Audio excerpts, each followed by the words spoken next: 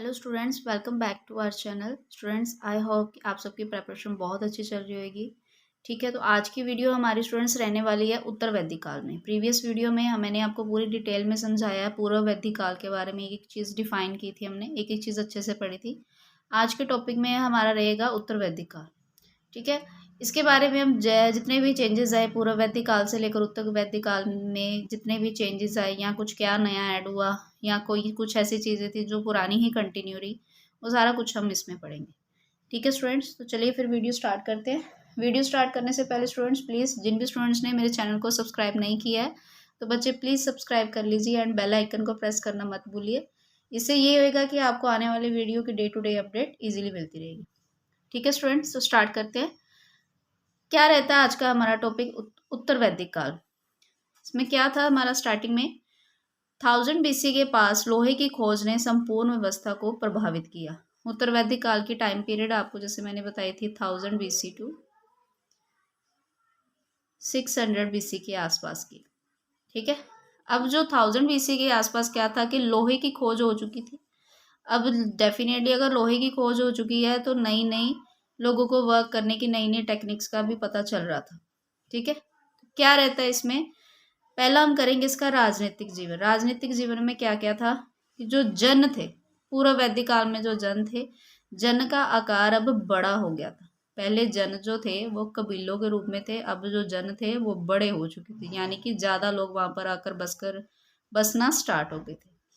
जिसमें क्या था, भरत प्लस कुरु और एक पुरु जनपद था। ये जो आप महाभारत महाभारत महाकाव्य के बारे में हमने पढ़ा है, वो ये भरत और पुरु दोनों, ये पुरु जनपद ये उसी से रिलेटेड। ठीक है, नेक्स्ट है राजा का महत्व और शक्ति बढ़ गई। पिछले हमने क्या पूर्व वैदिक काल में क्या देखा था कि राजा का जो नाम मात्र का सिर्फ मुखिया था, उसके पास ज्यादा शक्तियां नहीं थी। लेकिन उत्तर वैदिक काल में क्या होता है कि राजा का महत्व भी बढ़ जाता है और उसकी शक्ति भी बढ़ जाती है। लेकिन क्या चीज हो जाती है, राजा का जो पद होता है वो वंशानुगत हो जाता है।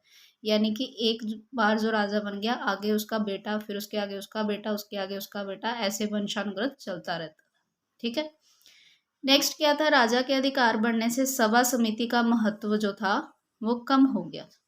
ठीक है, अब जो रत्निन थे, रत्निन किसको बोलते थे? उनके साथ जो मंत्री होते थे राजा के साथ, रत्निन की संख्या बढ़कर कितनी होगी? 17। कर व्यवस्था का जो विस्तार था, अब वो हुआ कर व्यवस्था जो प्रीवियस में पूर्व वैदिक काल में हमने जो कर व्यवस्था पढ़ी थी, उससे यहाँ पे लिटिल बिट चेंजेस देखने को मिलते हैं। जैसे कर व्यवस्था का विस्तार हुआ, चेंजेस हुए।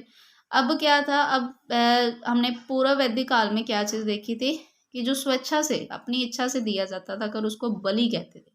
लेकिन इसमें उत्तर वैदिक काल में क्या होता है कि जो स्वेच्छा से कर की जगह पर अब क्या चीज, नियमित कर की व्यवस्था आरंभ होगी। यानी कि एक पर्टिकुलर टैक्स था वो फिक्स हुआ कि ये इतना टैक्स है, ये सबको देना ही पड़ेगा।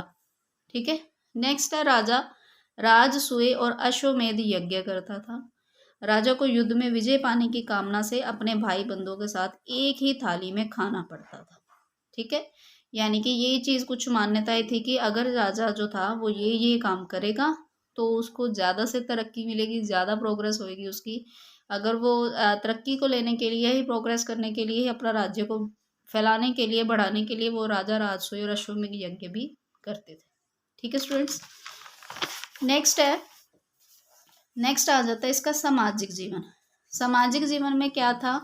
सबसे छोटी इकाई परिवार, उससे बड़ा ग्राम, उससे बड़ा विश्व और सबसे बड़ा जन। ये चारों मिलके क्या एक जन बनाते थे। ठीक है, जब वरण जन्म अब क्या हो गया, अब जो वरण जो थे, ब्राह्मण क्षत्रिय वैश्य और शूद्र थे, ये जन्म आधारित ही हो गए। यानी कि जिस भी बच्चे का जन्म, इनमें से एग्जाम्पली अगर किसी बच्चे का जन्म ब्राह्मण के घर पे हुआ है तो वो सारी उम्र वो किस वर्ण से रिलेटेड रहता? ब्राह्मण से।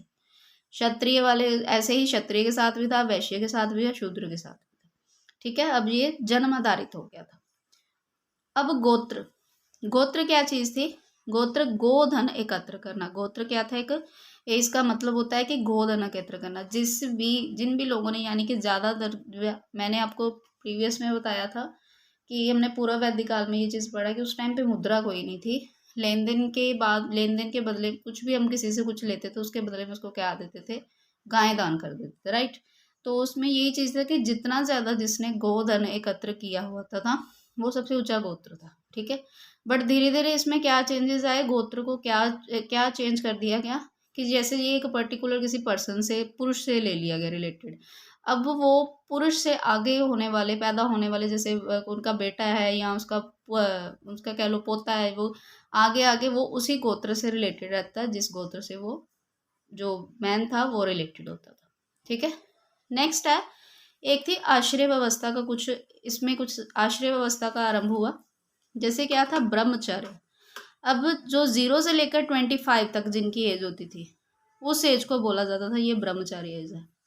अब 25 to 50 तक की एज को क्या बोला जाता था, ये गृहस्थ, ठीक है। 50 to 75 में क्या था, वानप्रस्थ, और 75 to 100 में क्या आ जाती है, संन्यास, ठीक है। ये एज की पर्टिकुलर उन्होंने कुछ डिवाइडेशन की कि इतनी से इतनी एज तक के जो लोग होंगे वो ये वर्क करेंगे, यानी कि इस जीवन अवस्था को वो फॉलो करेंगे, ठीक है। अब इनमें से क्या था, जो गृहस्थ जीवन था उसको सबसे श्रेष्ठ माना गया, ठीक है। उनका मानना था कि यह गृहस्थ जीवन ही ऐसा है जिसमें रहकर जो एक ह्यूमन होता है कि वो मतलब कि अपनी मन के हर तरह की इच्छाओं को पूरा कर सकता है। नेक्स्ट क्या आता है कि स्त्री की स्थिति में गिरावट आई। अब जैसे पूर्व वैदिक काल में हमने देखा कि उस टाइम पे जो लेडीज़ की, वुमेन्स थी, उनकी जो कंडीशन थी वो तो अच्छी थी, बट इसमें उत्तर वैदिक काल में आके वो कंडीशन थोड़ी सी डाउन हो जाती है, ठीक है। अब इसमें पर्दा प्रथा भी आरंभ हो गई। पीछे हमने देखा था पूर्व वैदिक काल में कोई पर्दा प्रथा नहीं थी, हाँ दास प्रथा थी, पर्दा प्रथा नहीं थी, बट इसमें पर्दा प्रथा भी अब शुरू हो गई। अब आगे क्या आ जाता है कि जो पिता का अधिकार बढ़ता गया, अर्थात समाज में पुरुष का दर्जा ऊंचा माना जाने लगा और पूर्व पुरुषों की पूजा भी की जाने लगी। यानी कि देखो ये चीज़ तो जाहिर सी बात है कि जैसे कि अगर तो जो वुमेन्स हैं उनकी कंडीशन में डाउन, उनकी कंडीशन डाउन होती गई समाज में, सोसाइटी में, तो डेफिनेटली जो इसके ऑपोजिट जो मेंस थे उनकी कंडीशन ज़्यादा, मीन्स कि उनको ऊंचा दर्जा दिया जाने लगा। घर के जो मेन कह लो कि मेन जो डिसीजंस होते थे वो मेंस ही लेते थे, ठीक है। अब इसके साथ एक और चीज़ आई, पूर्व पुरुषों यानी कि जिनकी डेथ हो जाती थी, जिनको पूर्वज बोला जाता, उनकी भी पूजा इसी टाइम से स्टार्ट होनी शुरू हुई, ठीक है। नेक्स्ट है कि आरंभ में 16 प्रकार के पुरोहितों में ब्राह्मण केवल एक प्रकार के पुरोहित होते थे। धीरे धीरे ब्राह्मण अन्य पुरोहित वर्गों को दबाते गए और स्वयं प्रमुख बन गए। स्टार्टिंग में क्या था, सिर्फ 16 टाइप के, 16 टाइप के ही ऐसे पुरोहित थे, ब्राह्मण थे, मीन की 16 टाइप के ही पुरोहित जो ब्राह्मण थे वो एक ही प्रकार के पुरोहित, यानी कि सेम कैटेगरी के पुरोहित होते थे। लेकिन आगे आगे क्या हुआ, यही इन्होंने अपने ही अलग अलग डिफरेंट क्या बना लिए, इन्होंने कैटेगरीज बना ली, अपने अलग अलग वर्ग बना लिया कि हम इस गोत्र के पुरोहित हैं, हम इस गोत्र के पुरोहित हैं, ठीक है। नेक्स्ट क्या आता है, आर्थिक जीवन। अब आर्थिक जीवन में क्या था कि प्रमुख व्यवसाय, अब आर्थिक जो इस टाइम पे प्रमुख व्यवसाय तो कृषि ही रहा, लेकिन कृषि में क्या चीज़ नहीं आई कि लोहे की खोज तो हो चुकी थी, उससे बनी कुछ ना कुछ नई नई टेक्नोलॉजीज आने, टेक्नोलॉजीज लाइक कह सकते हैं, जैसे हल हो गया, ये ऐसी चीज़ें होगी लोहे से, मीन्स कि जिसमें आयरन का यूज़ होता था, लोहे का यूज़ होता था, ऐसी वो चीज़ें, उस तरीके से वो कृषि करना स्टार्ट कर गए। अब दूसरा प्रमुख व्यवसाय क्या था, पशुपालन, ठीक है। अब आगे क्या है, उद्योग और व्यापार का भी विकास हुआ, विदेशी व्यापार के भी प्रमाण मिले यहाँ पे, यानी कि इस टाइम पे जो लोग थे विदेशों से व्यापार करना भी शुरू कर गए। पूर्व वैदिक काल में हमने देखा था कि जो इनका व्यापार होता था वो सिर्फ अपने ही एरिया में होता था, लेकिन उत्तर वैदिक काल में विदेशों से व्यापार भी शुरू हुआ, लेकिन सिक्के का प्रचलन यहाँ भी नहीं है, ठीक है। नेक्स्ट क्या रहता है कि इस काल में आर्थिक प्रगति से नगरीकरण आरंभ हुआ। अब इस टाइम पे क्या चीज़, जैसे जैसे आर्थिक जीवन इकोनॉमी में चेंजेस आते रहे, नए नए उनको तरीके आते रहे, वैसे ही धीरे धीरे इसी वजह से क्या वहाँ पे नगरीकरण का भी आरंभ, नगरीकरण कह सकते हो कि जो छोटे छोटे कबीले थे वो नगरों में भी बसना स्टार्ट होगा, ठीक है। नेक्स्ट है धार्मिक जीवन। धार्मिक जीवन में क्या है, धार्मिक जीवन में हमारा क्या रहता है कि यज्ञ कर्म कांडों का महत्व बहुत बढ़ गया था, और इसके साथ क्या था, ब्राह्मण क्षत्रिय संघर्ष का दौर शुरू हुआ, यानी कि इन दोनों वर्णों का भी आपस में एक तरह का दौर शुरू हो गया, ठीक है। वैसे तो ये दोनों जो वर्ण थे खुद को सर्वश्रेष्ठ मानते थे, लेकिन इनके बीच में भी अब संघर्ष स्टार्ट हो गया। नेक्स्ट क्या आते हैं, जो प्रमुख देवता इस टाइम पे कौन आ गए, प्रजापति।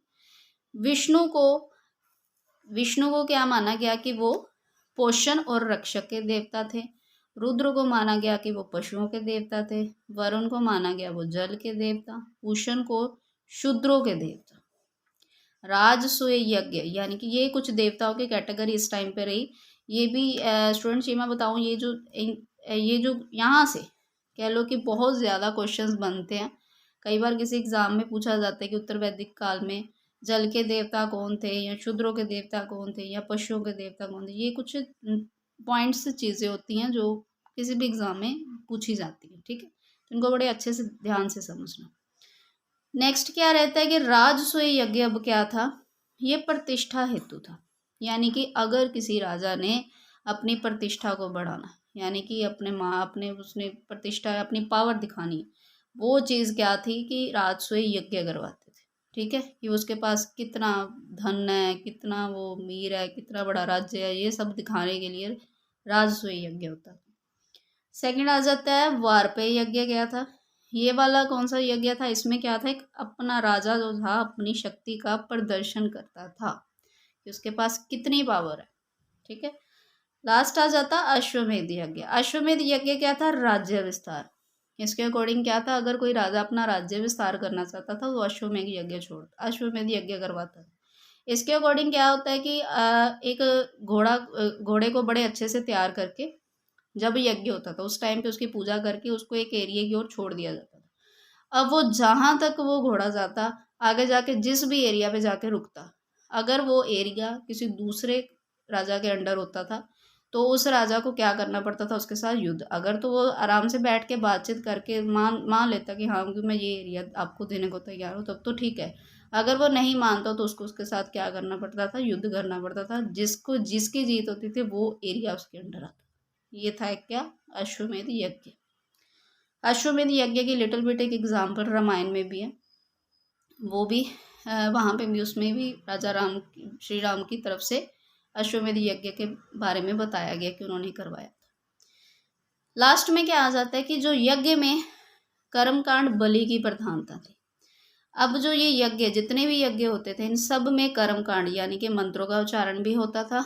यज्ञ करने के तरीके जो वेदों से लिए गए थे वो भी अपनाए जाते थे, और इसके साथ साथ ही एक बलि, पशु की बलि की भी प्रधानता थी। ये बलि जरूरी होती थी, ठीक है स्टूडेंट्स। आई होप कि ये मैंने जितना भी आपको उत्तर वैदिक काल या पूर्व वैदिक काल सारा मैंने टॉपिक करवाया, ये अच्छे से डिटेल में समझ में आया होगा। एंड जिस भी स्टूडेंट्स को बच्चे, अगर आपको किसी भी तरह की इसमें कोई प्रॉब्लम लगती है तो प्लीज़ मुझे कमेंट में पूछिए ज़रूर, ठीक है। कमेंट करके बिना किसी हिचकिचाहट मुझे कमेंट करिए, ताकि मैं आपके आंसर का मैं आपके क्वेश्चन का आंसर मैं ज़रूर दूंगी, ठीक है स्टूडेंट्स। एंड इसका PDF भी मैं आपको टेलीग्राम चैनल पे मैं सेंड कर दिया मैंने, आप वहाँ से जाके डाउनलोड कर सकते हो। एंड टेलीग्राम चैनल और व्हाट्सएप चैनल का लिंक भी मैंने इसके डिस्क्रिप्शन में भेज दिया, ठीक है स्टूडेंट्स। इसमें मैंने सेंड कर दिया डिस्क्रिप्शन में, तो आप वहाँ से जाके मेरे चैनल को ज्वाइन करिए।